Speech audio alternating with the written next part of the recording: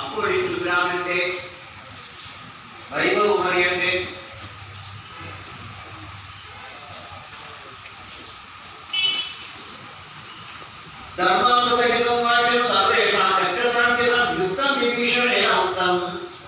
വിഭീഷണൻ കേട്ട സമയത്ത് ധർമ്മം ഉപദേശിച്ചു. രാവണ, നീ ചെയ്യുന്നത് ശരിയല്ല, ഇത് അധർമ്മമാണ്, രാക്ഷസന്മാരുടെ നാശത്തെ ഉണ്ടാക്കുന്നതാണ് എന്ന് പറഞ്ഞിട്ടും വിഭീഷണൻ പറഞ്ഞു കേട്ടില്ല. അവസാനം വിഭീഷണൻ ഉപേക്ഷിച്ച്, രാവണനെ ഉപേക്ഷിച്ച്, സ്വന്തം സഹോദരൻ വിഭീഷണൻ അങ്ങയെ ഉപേക്ഷിച്ച് രാമവംശത്തേക്ക് പോയതിന്റെ കാരണം അവൻ ധർമാത്മാവാണ്. അതുകൊണ്ട് നീ കാണിക്കുന്നതെല്ലാം ശരിയല്ല എന്ന് പറഞ്ഞവൻ വിഭീഷണൻ.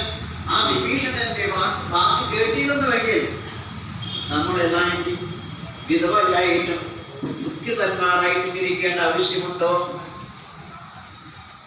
വിഭീഷണൻ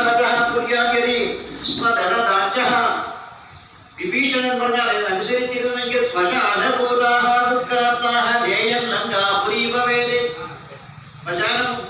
പോലെയിരിക്കുന്ന ഈ ലങ്ക ഇതുപോലെ ഭവിക്കുമോ? ഇനി അതെല്ലാം പോട്ടെ, അവസാനം ഇവിടെ നടന്നത് എന്താണ്?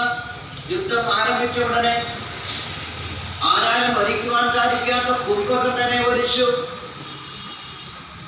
പർവ്വതം പോലെ വലിയ രൂപത്തോടുകൂടിയ കുംഭകർണനെ വധിച്ചു ഭഗവാൻ ലക്ഷ്മണൻ. കഥം ദൃഷ്ട്വാ രാഘവേണ മഹാബലം. അത് അധികായൻ, രാവണന്റെ പുത്രൻ അധികായൻ, നല്ല വലിയ ശരീരത്തോടുകൂടിയ അധികായനെ വധിച്ചപ്പോഴും നിനക്ക് തടിയിൽ പുറത്ത് തടിയിലായിട്ട് കാര്യമില്ല, വല്ലതും വേണ്ടേ?